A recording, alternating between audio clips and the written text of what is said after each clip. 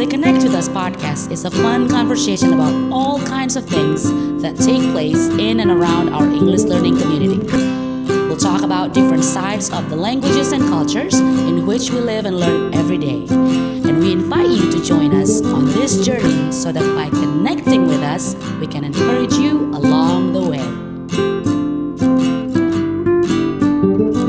Connect with us, and we'll connect you to the world. Welcome to another episode of the Connect With Us podcast. Welcome, everybody. How are you? We hope you're doing well. You're doing great, enjoying your time with family, this weekend, or with loved ones, with friends, yeah? Just remember to stay safe, all right? Remember to follow safety protocol and, make... This is just for show. But we do follow that here, all right? So as you can see today, my guest is a very handsome friend of mine. No, please. He kept asking us, do I look okay? Do I look okay? Right? He kept asking that. Don't start So, that. viewers, if you want to tell him and us how handsome he is, how good looking he is, do comment. Please, no. Don't do that. That means yes. Okay. I'll be very happy. We'll be waiting for your comments. Okay. So again, it's so good to see you. We hope this is going to be another episode you would enjoy. And I think this is going to be interesting because, this is something that enjoyable to talk about. And hopefully this will inspire you to also do the same thing. Okay. So, Mr. Handsome. Please introduce yourself. Okay, so hello everyone. Hello. I'm Vito. I recently graduated from my bachelor's degree in urban planning. Welcome to the real world. Yes, I'm not prepared. This is very, it's very terrible to get into the jungle during the pandemic. But here you come. Yeah. And I'm a part of Connect. Yay! And I'm so happy to be here to talk with you guys, and I'm looking forward to talk more with Kade here. So, by the way, like a quick story. So we haven't actually talked in forever because he's super busy, like busy people. So anyway, a couple days ago we played badminton together. Well, he played, I didn't. So anyway, so we were just kind of hanging out and play badminton together. And I was like, hey, we should hang out soon. And then he was like, yeah, sure. And I was like, why don't we hang out on podcast? Let's you know what? I think you can sell water to the fish, I think. Like literally you can sell the water to the fish. That's a very good bridging, guys. Perfect bridging. I was okay. So anyway, but I actually have been thinking about inviting him because if you have been following our videos, there's this series where we invite people who actually have lived or have been living in outside of their passport country.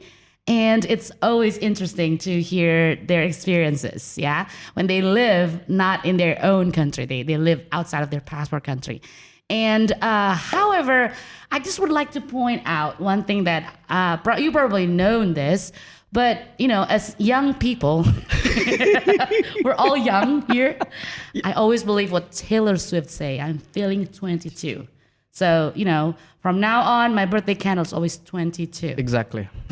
Forever. So anyway, it's some as in youthful, to even make your youthful soul always, stay and like on fire. One thing that I believe can help that is traveling. Exactly. Yeah. It broaden your perspective. You meet new people, right? You see new places. It always refresh your mind, give you inspiration. And even if you had a chance to stay there for a while, right? That's actually the idea of this series, yeah? To hear from people who travels and who live, somewhere else other than what they, where they live. If you have the opportunity, and what does that give you? What does that inspire you? And how does that change you and make you progress to be better? All right? Okay? Okay. Can you tell he's so nervous? Yes, I'm so nervous. So you have opportunities to travel, right? Tell us some countries outside of Indonesia that you have traveled to? So I've been traveled not. Oh, I've been traveled to two types of countries. Oh, two types. Okay. The public countries or the private countries. Oh, I don't know that type of countries. What So do you mean? for the public countries.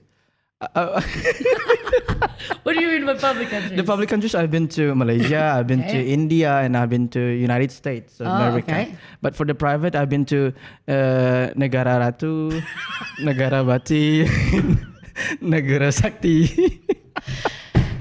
Can you guys actually hear the sound of the jangkrik? The sounds of the cricket? Crick, crick, you know? Can you actually hear that? I'm just kidding. All right. For our non-Indonesian or non-Lampung people, like we have some places here, like small towns. It's very internal jokes, guys. Can someone get him water? So here in Lampung, we have several places. The name started with Negara, which actually in Indonesian, if you translate to English, it means country. So, Like- ha ha ha, right? Negara Ratu is a country of queen. Yes, it's a queen country. So please laugh. Comment, emoji laughs. This guy is trying very hard. I'm so nervous, guys. Can you see all of my sweat? Wow. Okay, so you've been to Malaysia, you've been to India, and then United States. Yes, and I got kicked out from Singapore once. Ooh, that's gonna be a funny story to tell, just quickly before we talk about. So, but yeah, let's laugh. Tell us about the story you were kicked out from Singapore. Oh my God, why do you have to start from that story? Make people laugh. People love that. So actually, I was traveling, backpack to Malaysia, and I was like traveled through some states like to Penang and then Malacca, Johor Bahru, and others, and I so love forth. Malacca. Oh yes. Beautiful place. Okay, continue. And then when I was in Malacca, I think I was thinking, why don't if I just go to Singapore just to waste my money? Waste Waste my Sultan money. ya. Yes. Sultan mah bebas. Because I was very cheap at the time. was I was very cheap when I was in Malaysia because guys, I was with me and my friends only from Palu, and I only brought 3 millions for 1.5 week. Okay, What 3 happened? millions. That's probably how many How much dollars? is you translate? If you made it to dollars, like 3 million, that would be about like $20. Yeah, About $20. 200. 200. Sorry, 200, about $200. 200, That's right. Sorry, I'm not $200. good at math. Yeah. So yeah, for our again non-Indonesian friends, at about $200 US. Okay. So I was very cheap when I was in Malaysia, and I decided to, why don't I just waste my money in Singapore? And I think that's a very good idea. So I traveled. Let's do it. Let's do it. And I traveled there by bus. Okay. So I took. I didn't know that it is harder to get into Singapore by the land, by bus. So I just as a young 20 years old guy get into Singapore alone, and then when I get into the immigration, hello sir, hello, can I show you ID card, passport? And then I show my passport, and then I get random check. I get picked randomly. Oh boy. And then he asked for, can you show your ID card? Of course, yes. And then can I show your driving license? I was like, it's unusual. Why? But because a 20-year-old guy, new like new experience. experience. Okay, sure. And then I give it. And then I just remembered that, guys, for all of the viewers in Indonesia, for having different names on ID cards and driving license is very usual. It's very common. Like common. Yeah. Yeah. They don't encourage it, but it's commonly happens. It's very yeah, exactly. So I just very confident to give it to the Oh, immigration. And then she was like, she called the security guys. And then I tried to stay calm, and then she said, "Sir, can you please follow the security? Why do you want to bring me, ma'am, to the immigration office? Oh, what boy. happened? Just follow him." And then I just sweat. I get sweat when I started the podcast. And can you imagine how much sweat I make at the time? Okay, that's very stressful. So I just followed the security, and then we got into the 3rd floor. stuck for 3 hours. Then the immigration said, Goodness. you cannot enter to Singapore because you have 2 different ID cards. Oh So- boy. Please back to Go back to to Malaysia. Kuala Lumpur. Okay. And you know what, Kadi? I think you still remember this. Yes. Because before I went to Malaysia, I told Kadi to that I want to borrow her. What It's the MRT card. MRT card of Yes. Singapore, right? Yes, from Singapore. Because I was very excited at the time because I can travel everywhere, buy her MRT card, and when I was about to go back to Johor Bahru because it's the closest states from Singapore, I just remember that I haven't changed my Malaysian money to Singapore dollars. at all. She has all. no Singapore dollars. I have no cash. Oh my god. This never happened before, ladies and gentlemen. And that time, then when I tried to get into the bus, I was very confident as well, and I told the bus driver, "How much is it? $1. $1. Okay." And I gave her 1 ringgit. So I was like, "What's this?" No, What's that's ringgit, this? sir. That's ringgit. That's Malaysian money. You cannot do that. And please step back. Please step back. And I get off.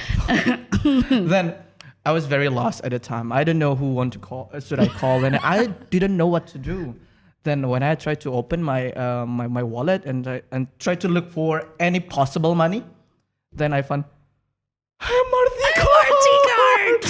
God, you are my lifesaver. You're my lifesaver. And then I was very I was terrified because I'm afraid that it doesn't have any the credits. Yes.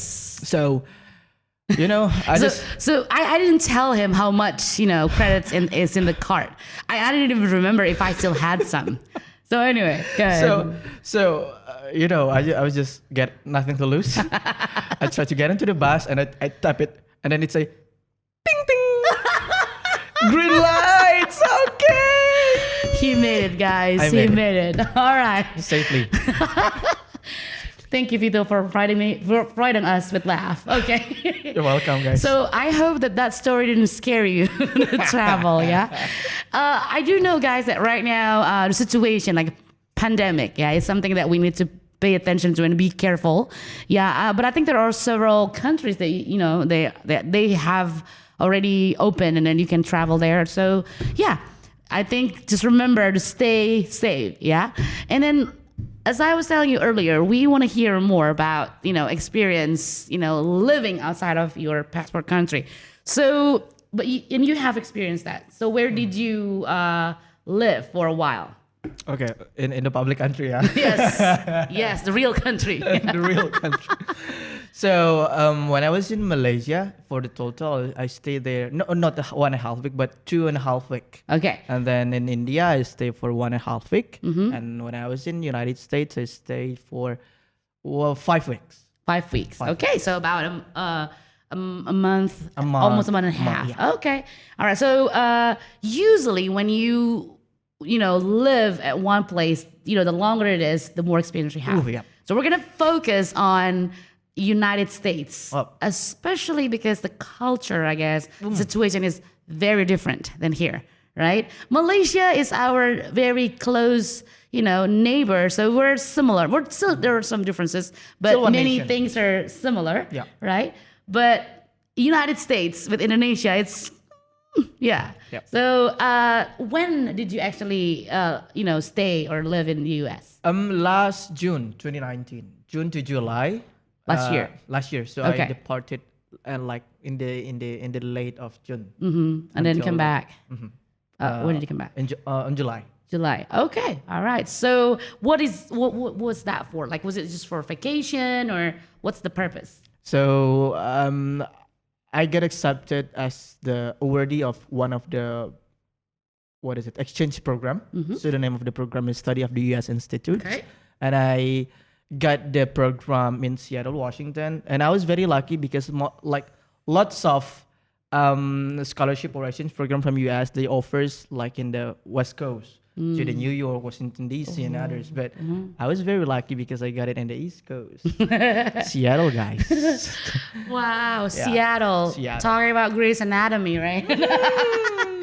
I think that's where it's that is, right? Yeah. So anyway, I watched this shit. So sometimes I was like, I would like to go there. So tell us more about like how like the activities and then maybe the housing arrangement. Where do you stay? And what were your activities when you were there?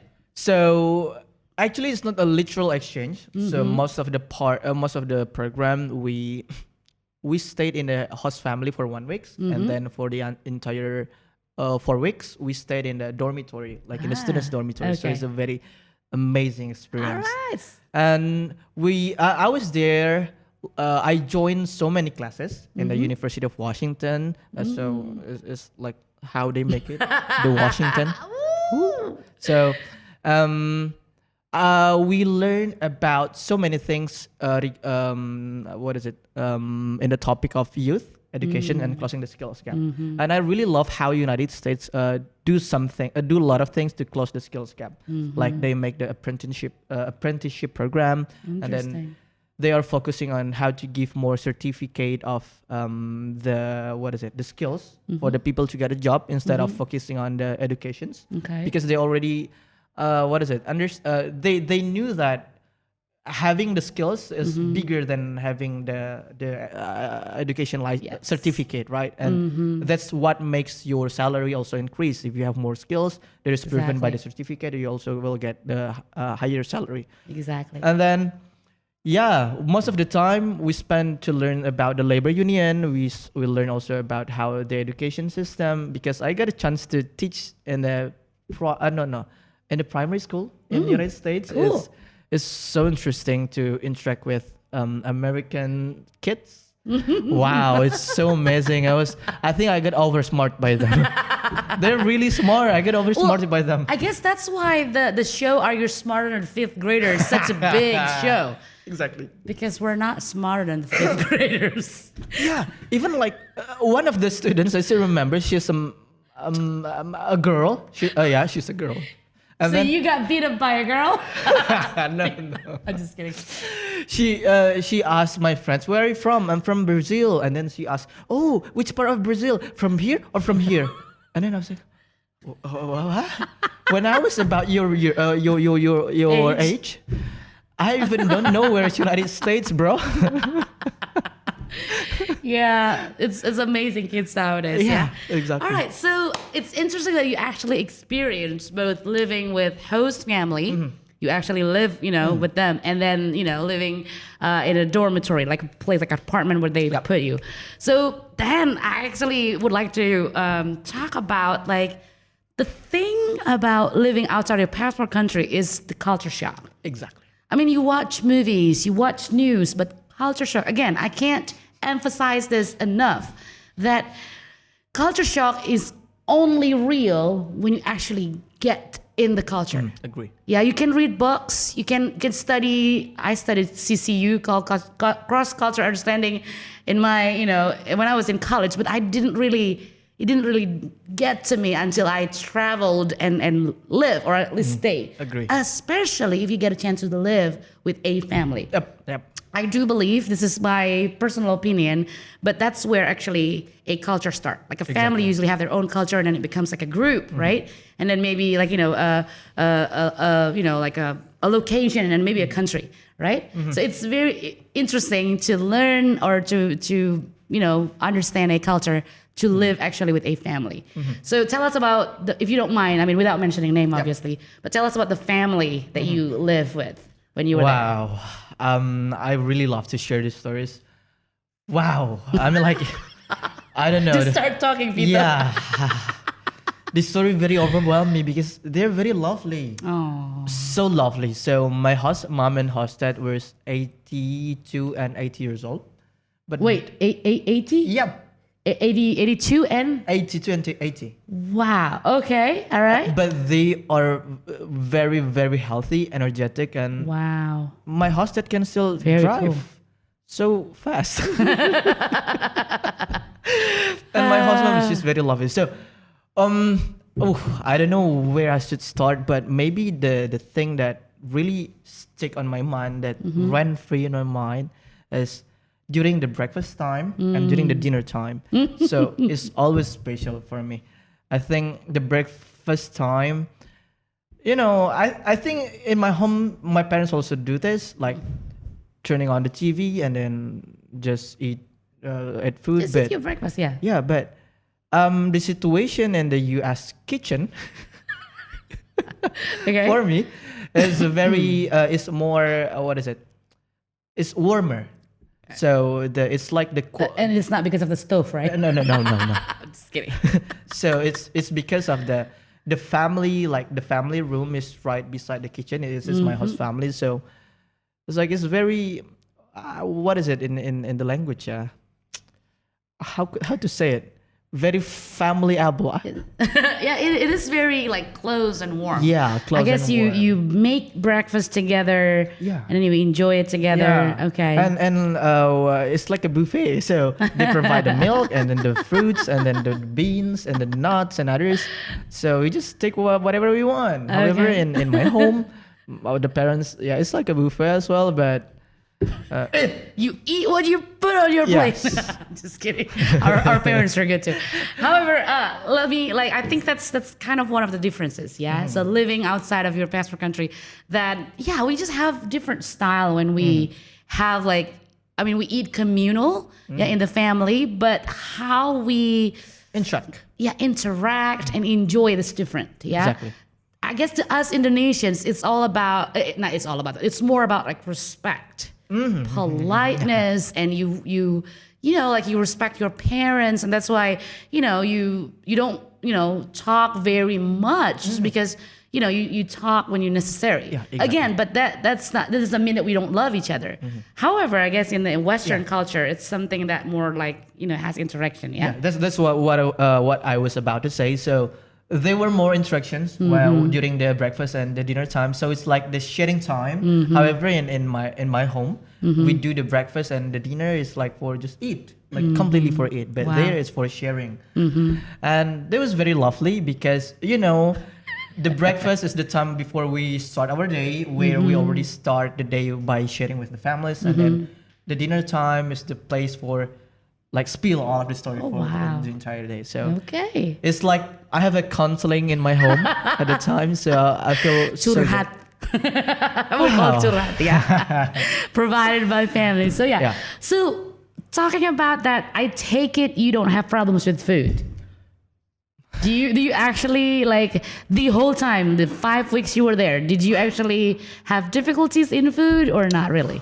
For this, I admit that I am very demanding.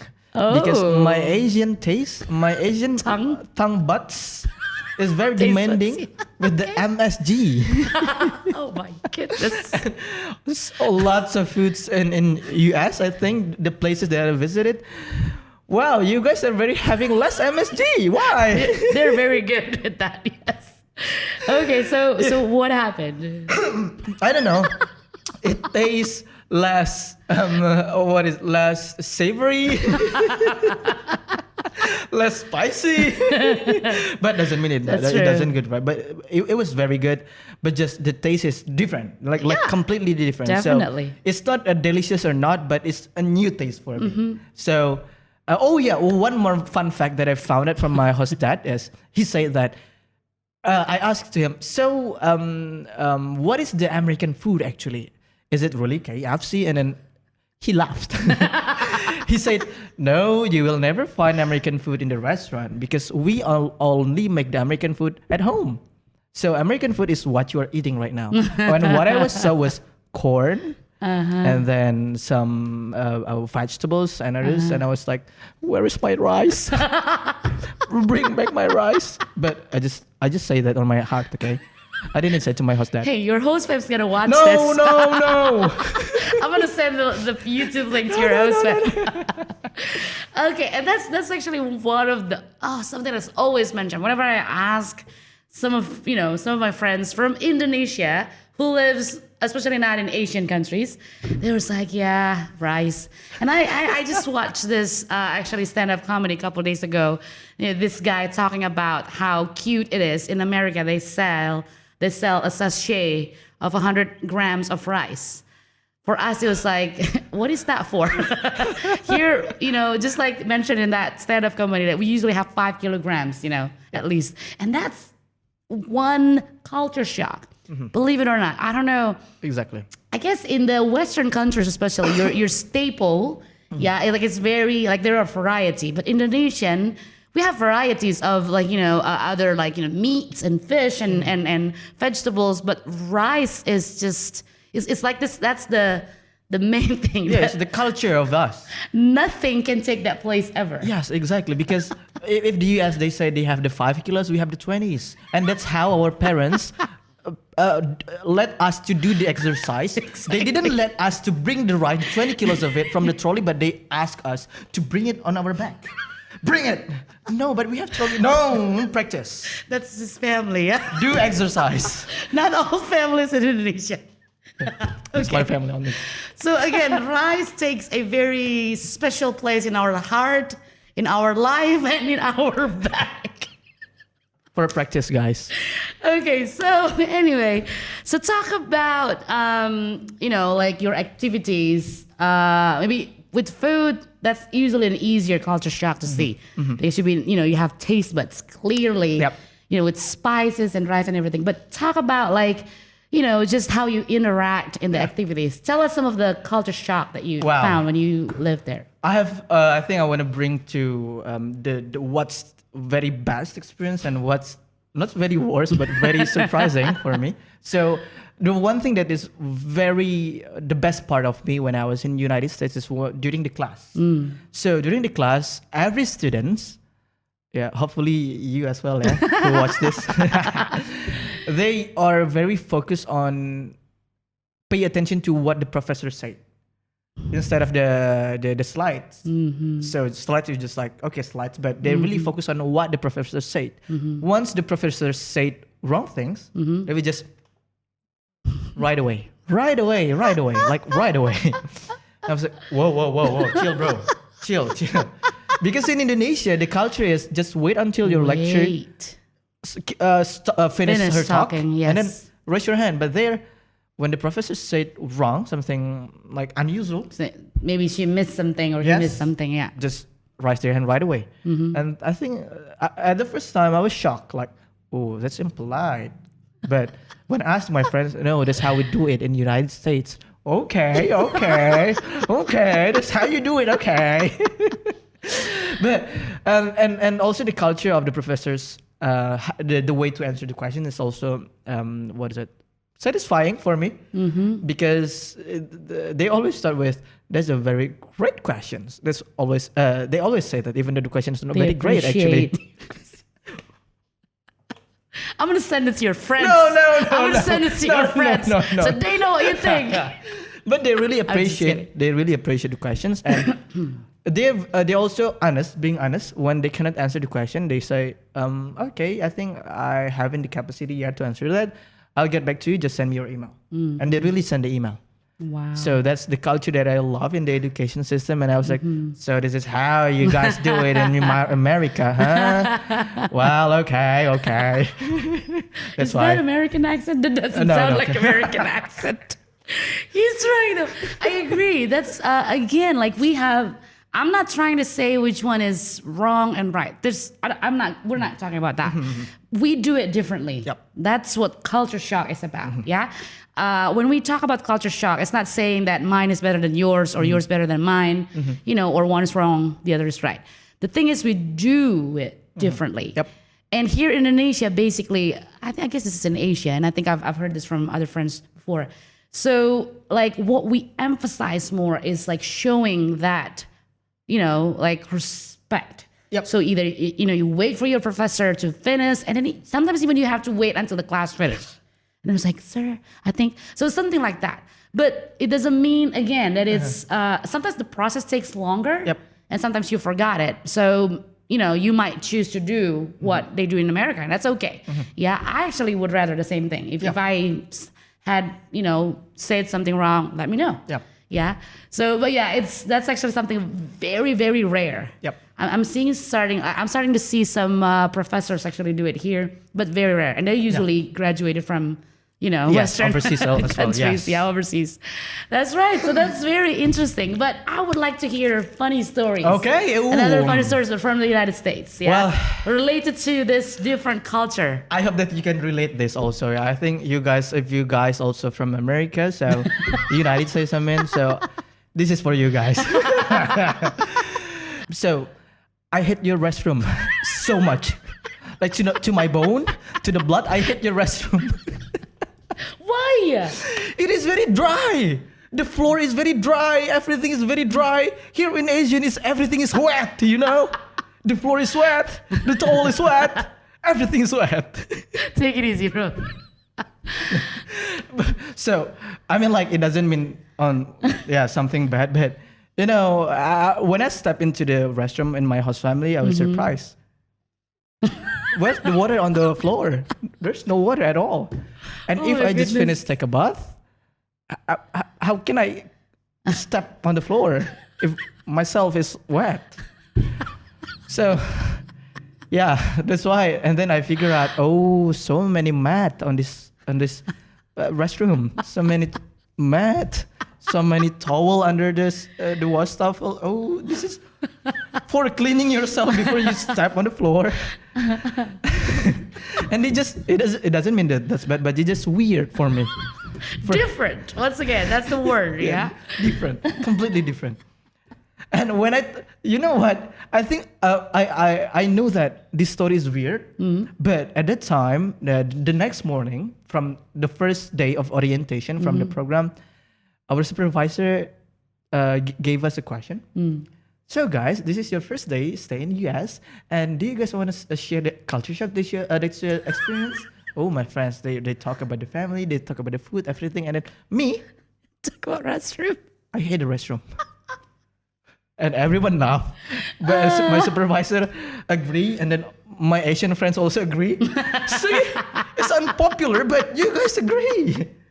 Let's embrace this topic, okay? It's the restroom, and then they call me the toilet guy from for the entire program. Toilet guy. Oh my goodness. Way to go to get a reputation. Well, at least I got a nickname. You're remembered for something. So honestly, this happened when we at Connect. We have like an annual trip before Corona, and in 2018 we actually went to Malaysia. We went to Kuala Lumpur, and again, Kuala Lumpur again, like Malaysia, it's kind of still similar with Indonesia, but we actually go with one of our American friends, Eric. Yeah, he's gonna watch this and he's gonna laugh.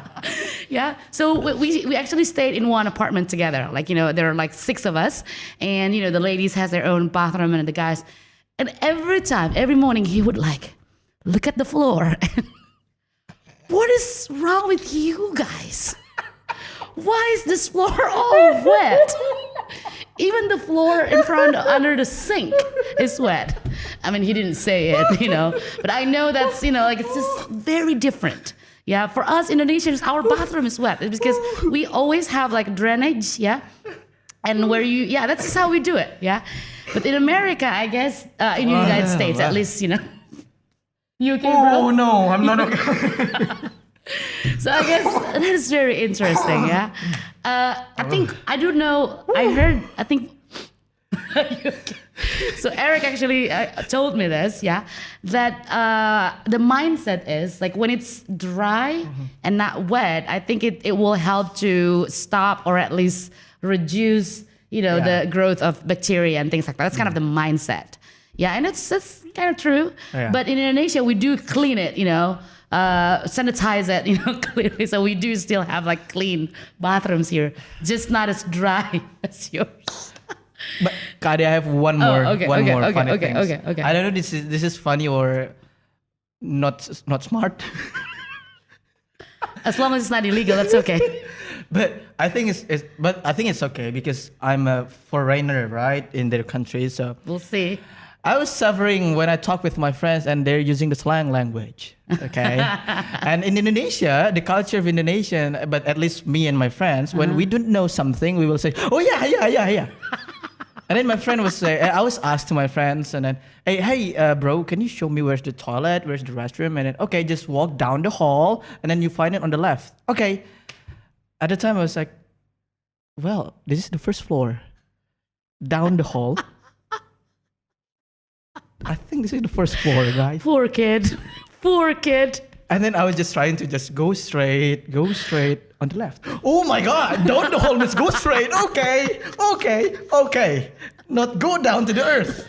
No, I was about to dig the hole and go to the toilet. Oh my goodness. And so many occasions I was lost when they using the slang language. So I think down the hall is not slang, but some unpopular words for me. I was like, hey, whatever, and then they say something I didn't notice, and then, oh yeah, okay, yeah. And actually, my friend was asking something. And he was like, "You're supposed to be answering me. Yeah. This question requires respond and answer more than just yes." Oh my goodness. Oh me. I would say this though. You did earn that toilet guy reputation. Why is this problem just about toilet? Yeah. All right. So yeah, this has been fun. Thank you. Thank you for sharing the stories. Yeah. But however, let me ask two last questions. The second last question is, like those shocks, those culture shocks and experiences, do they make you want to travel more or less? Yes. No. The question is, do they make you want to travel more or less? Oh yeah, more. More. Yes, it's a positive. Okay, so more is the positive, right? Exactly. So it's a coherent answer. You agree with me? It's a coherent answer. Okay. So it made you want to travel more. Okay. Yes. But it More. was confusing. It was hard. Why do you want to travel more? That's it. I want to look stupid on their country. Because, okay, so He expressed things in the weirdest way. I still remember one wise words from one of public figure in Indonesia. She said that if you think you are smart, you will start to stop learning, and then you will be skeptical to everything. So the right thing is just be stupid every time. So you will always learn all the time. I guess to feel stupid, yeah? Oh yeah, Not to feel be stupid. Guys, feel stupid, okay? Like that's kind of the hunger, yeah? The Listen. hunger for learning things, That's right. exploring things, That's right. yeah? All right, so see guys, some people are very scared. Again, it depends on personality too, but people are often use culture shock as the reason for them, I'm not gonna, travel, yeah? But so from Vito's experience, those culture shock did not stop him. He wants even more, yeah? Okay, so for last question today, I know this is very quick, yeah? But my last question is, if you could redo the experience, would you have done it differently? Did you have anything that you regret or you want to change or no? I have so many things that I would have done differently if I could visit the United States again. I want to eat more food. I only tried Mexican food like 3 times. Oh, Mexican food. Mexican food Best. is So good. Okay. And then I want to walk more. I really want to walk more in Seattle because Seattle is a very walkable city. I love Seattle so much. Please bring me back there, guys. Just please hire me to work there. Okay, and then I want to meet more people because people in the Seattleite are very friendly as well because it's very diverse there instead of another state, another city. So. Yeah, I really want to meet more friends, eat more food, and walk more there. All right, very good. I hope you have another chance, Yeah, to hopefully. visit. Oh, sorry. Add one more bonus question. If you could pick one country, you could live in, like for maybe not forever, because you're very Indonesian, but if you could pick one country to live, to enjoy living, which country would it be? Definitely Seattle. I would That's- love to you go mean- back again. Okay, so U.S. Yeah. And then the city is Seattle. Yeah, United States in Seattle City. I like Oh, to answer your question detail in detail. Very good. Yes. So thank you so much. This has Yep. been fun. Yeah. We'll invite him again for some more laughs. But one thing from that I learned again from Vito's experience is travel. Yeah. Maybe not abroad now, but travel, in your city and in your countries, be always exposed to new things. Yeah. So you will learn things and stay hungry. Stay hungry, stay foolish. Feel foolish and wanting to learn more. And that will make you youthful. Yeah. It makes you feel young and alive. All right. Yeah. Thank you very much for your time, Vito. Thank you again for providing us with a lot of laughs. And so looking forward, we'll invite you again. Yeah. Yes. Okay, guys. Well, I am really looking forward to see you again in the next episode of Connect with Us. And we'll connect you to the world.